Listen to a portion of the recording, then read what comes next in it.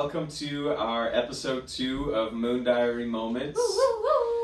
Just a little opportunity for us to kind of deflate and share our experiences of us being on the road, going to these different music gigs as independent musicians. Yeah, that's right. So today we're going to be talking about our most recent gigs. This was a Sunday gig at Christos Coffee Shop in Erie, Colorado. Yeah, that's right. So the vibe was like very low key. Erie, we haven't spent much time in Erie. It was a nice, quaint little town. I think from what I saw, either mostly kind of older folk or brand new families, young. Brand new mommies and daddies. Like our age, like people who are like definitely starting families, Very family friendly town. Yeah. The Christos Coffee Shop was a very nice spot as well. There's a lot of local art on the walls. They have their beans and all of their stuff in there. It was a very cool little spot. Yeah, it's really homey. There's like kind of like eclectic, non-matching furniture, like rugs everywhere. So it's really cozy, really like homey. Their little logos, like a little lamp on a couch. It's just it's a cozy vibe in there. Totally. It was a morning. I think we started at maybe 11 or something like that. Yeah, so it was a daytime morning gig. So it was, I think we did it. It was a free gig, so we kind of were more like ambiance music, it felt like, in the background. Definitely because there's a lot of coming and going. Yeah, I kept telling you, I was saying that it just felt so much like busking almost, because there's just so much traffic going in front of you. We were like near the area where people go to get their drinks, so it was just like, we were just right in the mix, and it's just kind of this constant flux of people that's changing. So it was very much like busking or like farmers market vibe. Not a lot of immediate gratification compared to like some other gigs where you may be on stage and people are there for music and kind of giving you this like attention or a certain amount of attention. It wasn't really like that. No, it's a good place to like build character, to just keep going and trust that it sounds good, trust that you're doing the right things. Yeah, because you're not the spot in the center of attention, you're not in the spotlight. You're just kind of in there to make people's day more pleasant sounding. Yeah. And all that being said, I feel like we actually did get a chance to connect with a couple of people, and we realized afterwards, there was actually a couple of people that were attentively listening and who wanted to chat. One thing I was going to say is that whenever there are young children around enjoying the music, it always kind of puts it into perspective for us, because they don't really have this socially obligated, mechanism to be nice. Make you feel good. Yeah, if they like it, they dance, and if they don't, they like cover their ears and scream. So which we've had happen before, so we know, when we're doing it right and doing it wrong. Yeah, and so that was pleasant. I mean, there was a bunch of young kids there, and they were all just like very swaying and just into it. So that felt good. Yeah.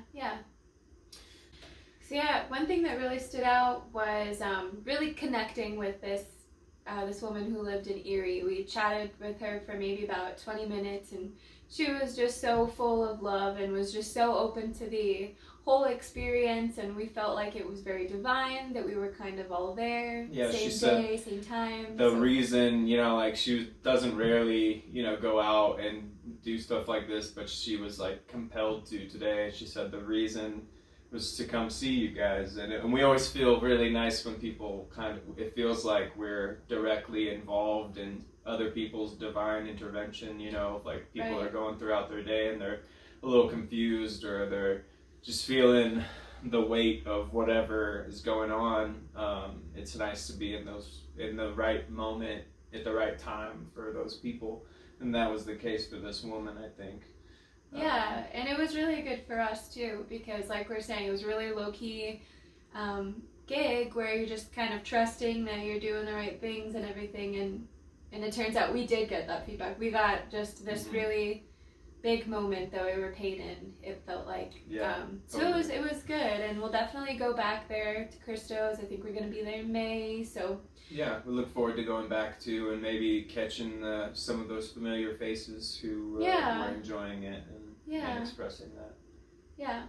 So after that, just a couple of days later, we went over to Louisville. So yeah, our next gig after that was in Louisville, Colorado, at a place called Tappan Garden. It was a Wednesday night. Yeah, Rocky gig. Mountain Tappan Garden.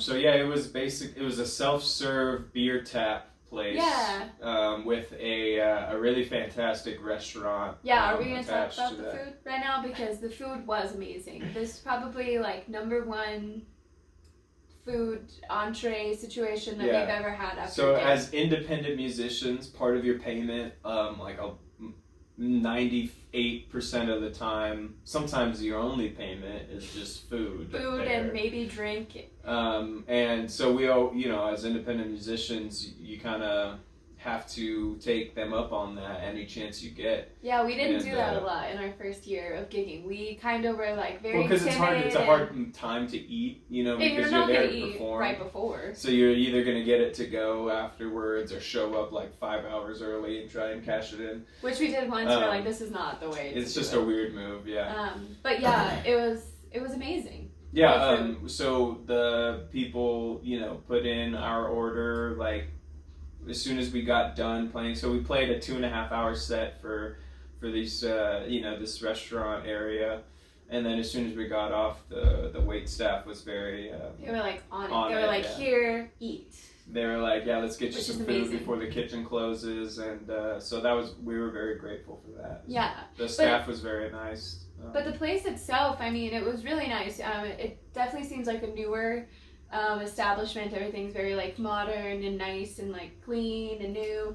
And there was some kind of like Chamber of Commerce event going on afterwards. So it was like, or during, I mean. So there was kind of like these like meeting vibes mixed in with like these families that were kind of coming in after school, after work. It was an interesting sound setup. So we were inside, and we were kind of in an interesting spot. Kind of, people were walking by. We were very interesting is a nice way of putting it. Close to the action, close to people's tables, and it was like a very high-ceilinged, long hallway type, area. So perfect for sound. You could probably hear it really well all the way in the back and like right up front, but then in the middle it probably got lost in the noise of everything. Yeah, we had a hard time mixing the sound at that gig. That was difficult. As an independent musician, you kind of run into that quite a bit. Everything is just there's no constant. Every space is so different, and a lot of times you're doing your own sound system, so you're kind of trying to check it as you're playing, and your mood that day just negates like how strong you're delivering the song or how strong you're singing. So you can't rely on like, oh well, we used this mix last week in this venue, so we can just do the same thing. It doesn't work like that ever. And a lot of times too, if you hit a certain note strongly in certain places, a lot of times the people who are there at the show will come and try and tell you ask you to turn it down or something like that. I'm sorry, I hit that one note loud. I'm not going to hit them all. It's hard to know. Yeah, it's hard to know how far to take those comments, and when you're doing your own sound and you can't really be out there, you kind of have to take people's word for it. But I think. Yeah, trust your gut though. Musician to musician, trust your gut. Totally.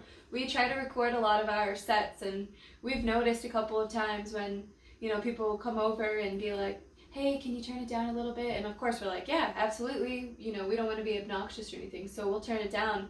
And then we realize when we go and listen back to the recording, like that was the moment where you stopped being able to hear everything. We turned it down too much. So a lot of times it's about your delivery and not really about the volume. If it's pleasant, there shouldn't be any, hey, can you turn it down? Like, So keep that in But mind it is, too. when you're in a restaurant type situation when there's a lot of people talking and stuff like that, it's better to be on the lower side than the in your face side. Right. We have learned that. You want people to want more of you, not less of you. Right. And I think that was the case at this past at Tap and Garden. We I think kind of had to keep it a little bit more in the pocket. Again, a little bit more background music. These past 2 gigs was a little bit.